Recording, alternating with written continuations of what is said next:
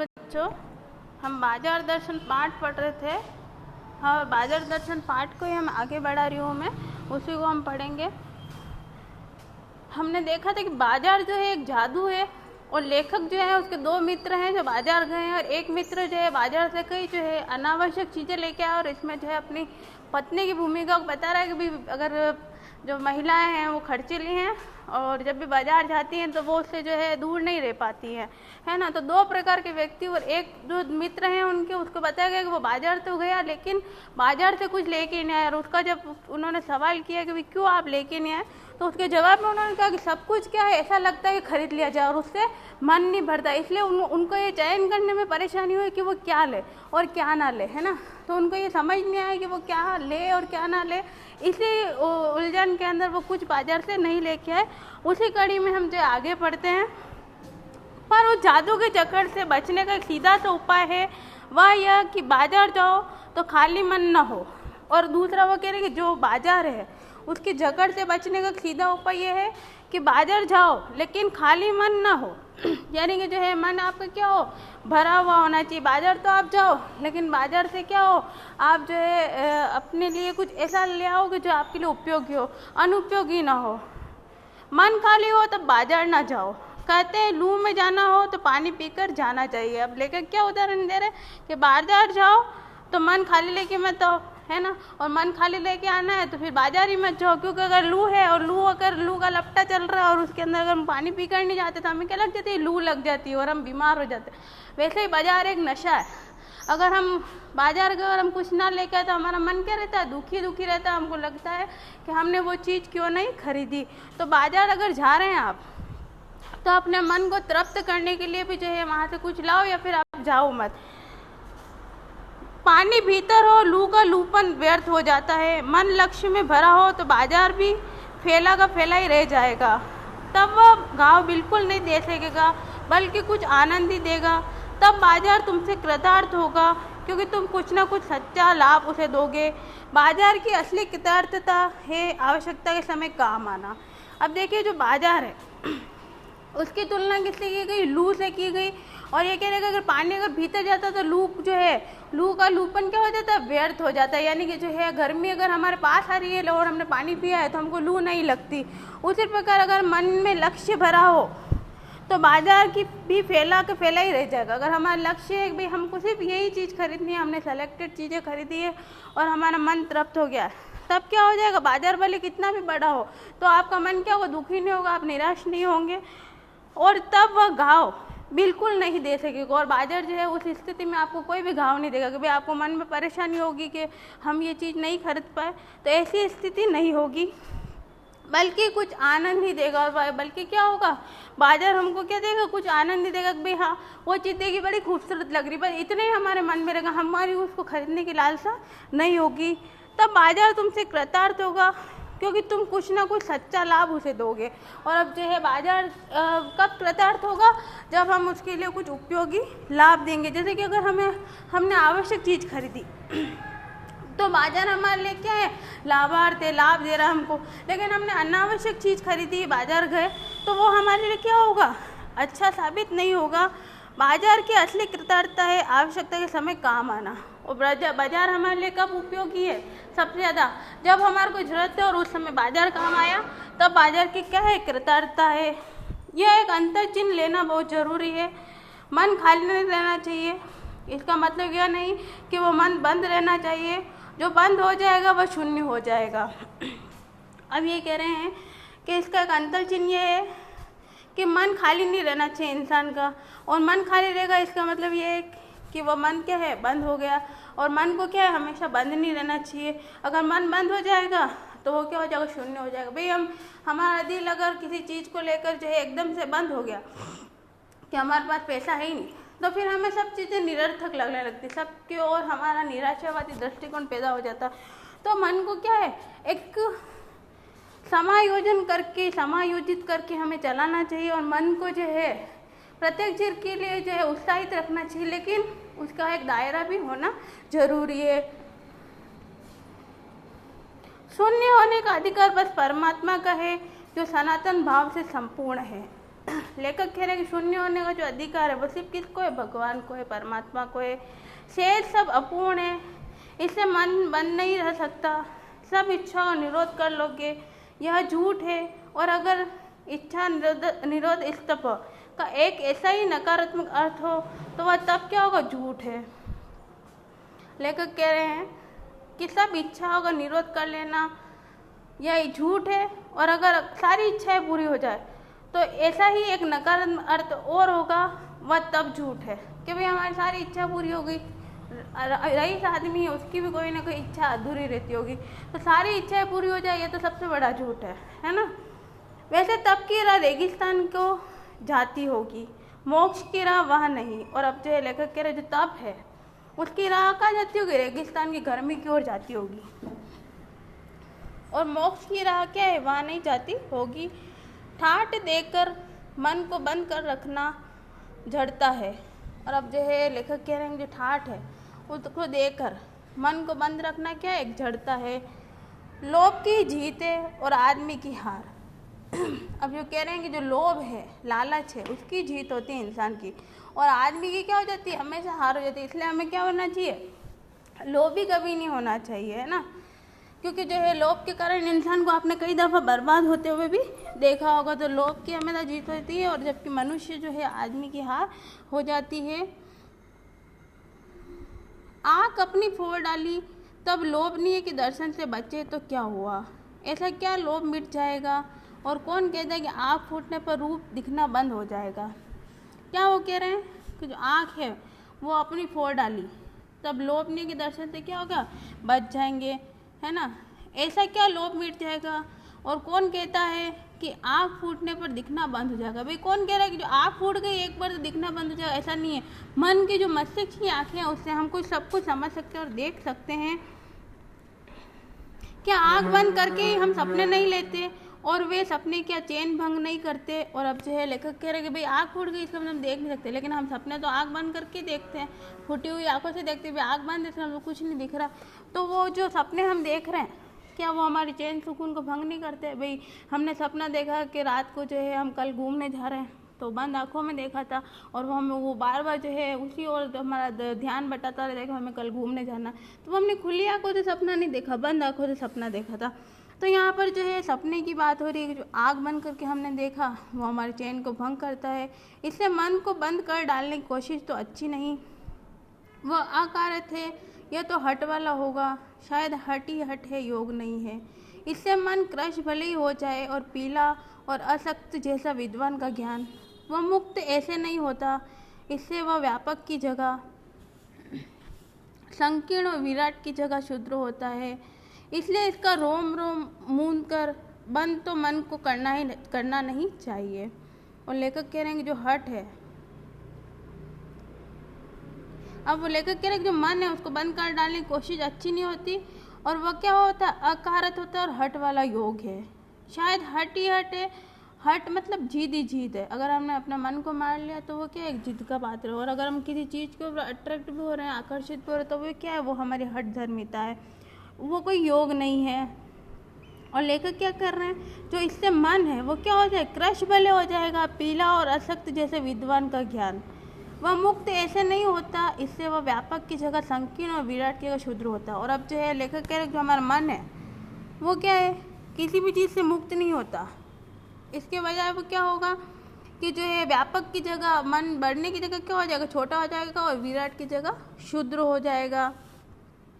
इसलिए उसका रोम रोम मूंद कर बंद तो मन को करना नहीं चाहिए। वह मन पूर्ण कब है, हम में पूर्णता होती तो परमात्मा से अभिन्न हम महाशून्य ही न होते। और अब जो है वो कह रहे हैं कि हम में क्या है, पूर्णता होती तो परमात्मा से हम क्या होते, अभिन्न, हम महाशून्य ही न होते।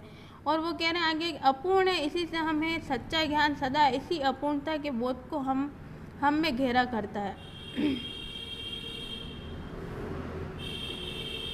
अब वो कह रहे हैं लेखक कि जो हम में पूर्णता होती, ये यानी कि हमारे में सभी चीज़ों को समझने की समझदारी होती, तो परमात्मा से अभिन्न महाशून्य नहीं होते हैं।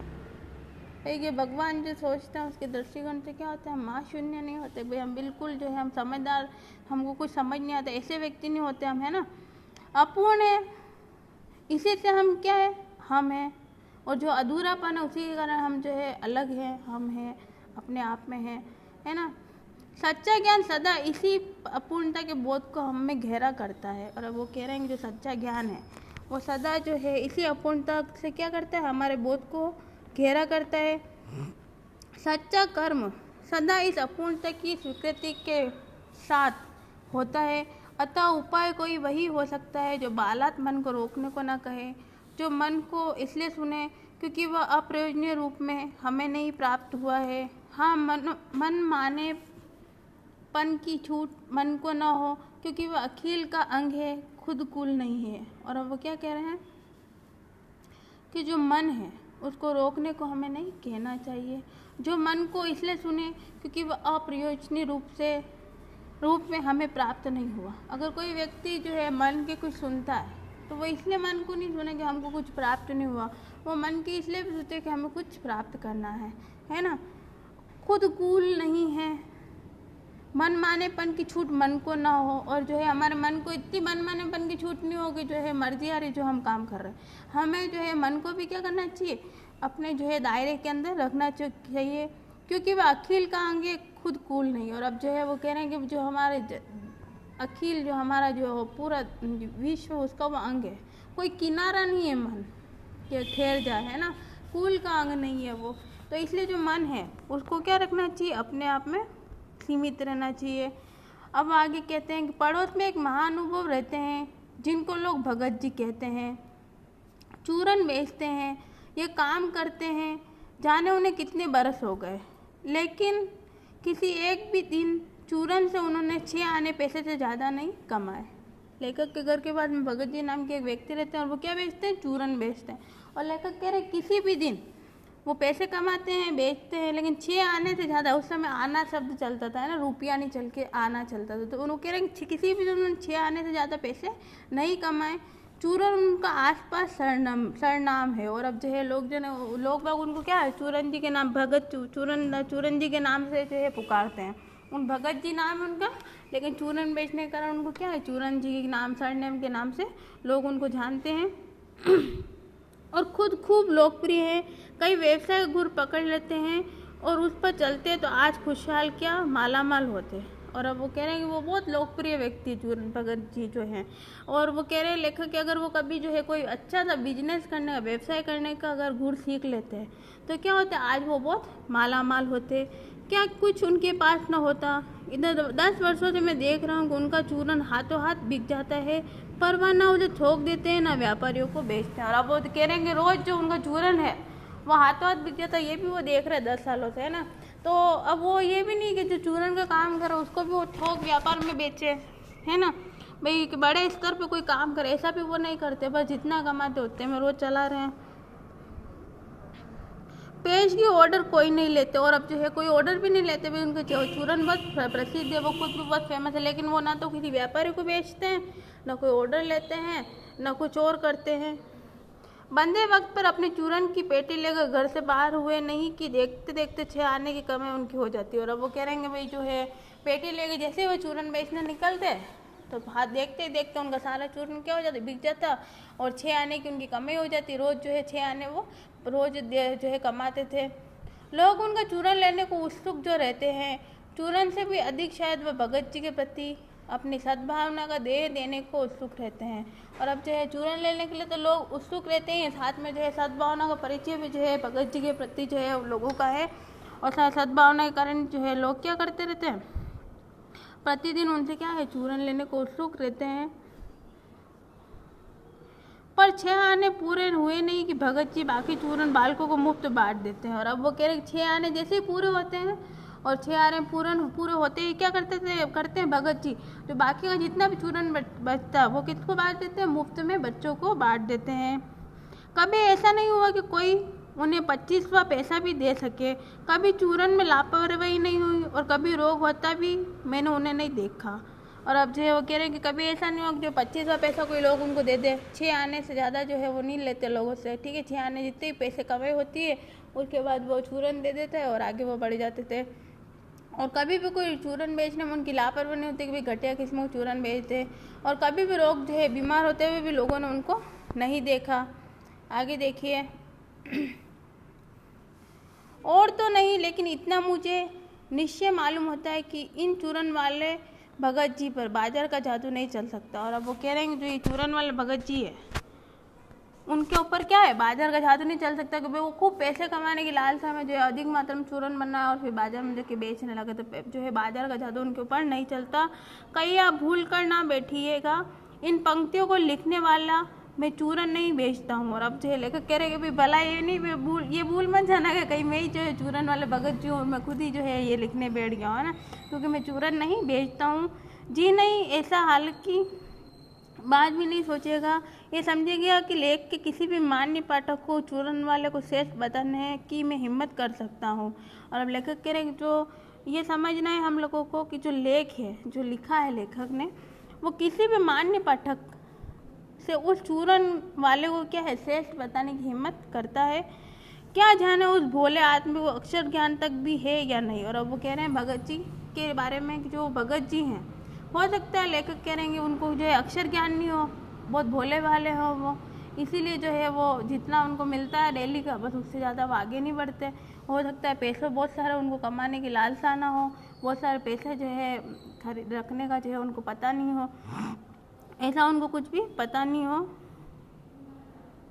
और बड़ी बातें तो उसे मालूम क्या होगी, और हम आप ना जाने कितनी बड़ी बड़ी बातें जानते हैं। और अब जो है लेखक कह रहे हैं कि जो है बड़ी बातें तो उनको क्या है मालूम नहीं होगी, और हम और आप नहीं जानते कितनी बड़ी बड़ी बातें वो जानते होंगे। इससे यह तो हो सकता है कि वो चूरन वाला भगत हम लोगों के सामने एकदम नाचीज आदमी है। और अब जो है लेखक कह रहे हो सकता है कि वो चूरन वाला भगत क्या है हम लोगों के सामने एकदम एक नाचीज आदमी यानी बहुत स्पेशल व्यक्ति है।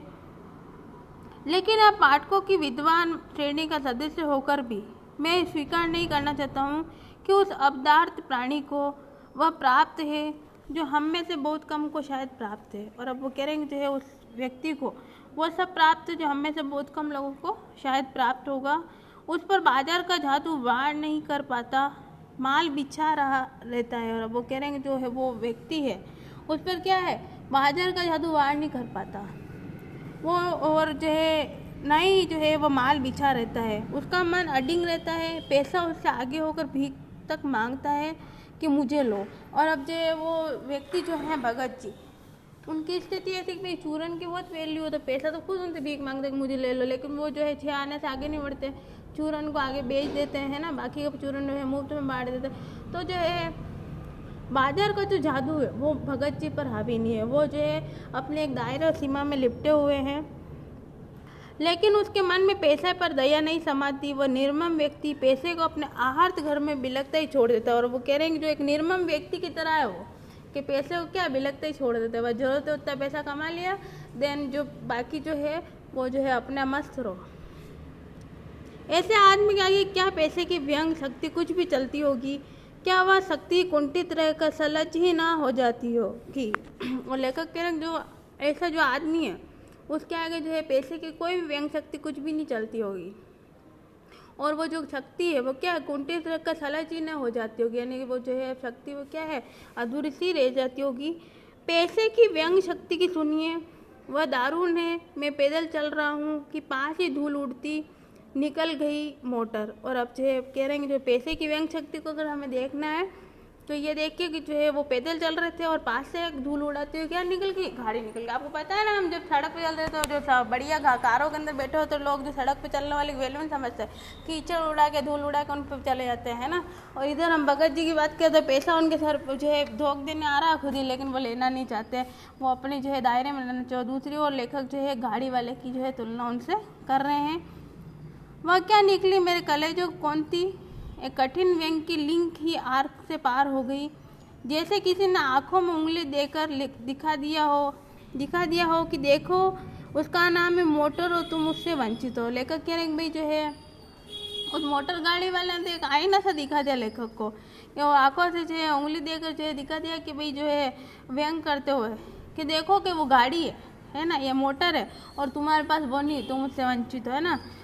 यह मुझे अपनी ऐसा वेदना मालूम होती है कि बस पूछे नहीं, मैं सोचने को आता हूँ कि हाय यही माँ बाप रह गए थे जिनके यहाँ मैं जन्म लेने को था। और लेखक कह रहे कि भाई जो है वो मन में सोचने कि भाई ऐसे माँ बाप मिले मुझे कि जो है मैं जो जन्म लेने से जो है कोई मतलब नहीं है कि मुझे मोटर गाड़ी नहीं मिली है ना, ऐसा वो लेखक सोचने पर मजबूर हो गए। तो यहाँ पर लेखक सिर्फ समझा रहे हैं हमें, ये नहीं कह रहे कि मोटर गाड़ी नहीं जो हमारे माँ बाप बुरे, ऐसा नहीं कह रहे। वो कह रहे हैं कि जो है दो तरीके के व्यक्ति हैं, एक चीज़ को किसी चीज़ को पाने की चाह ज़्यादा होती है और दूसरे प्रकार के व्यक्ति जितना है उसमें संतुष्ट रहते हैं।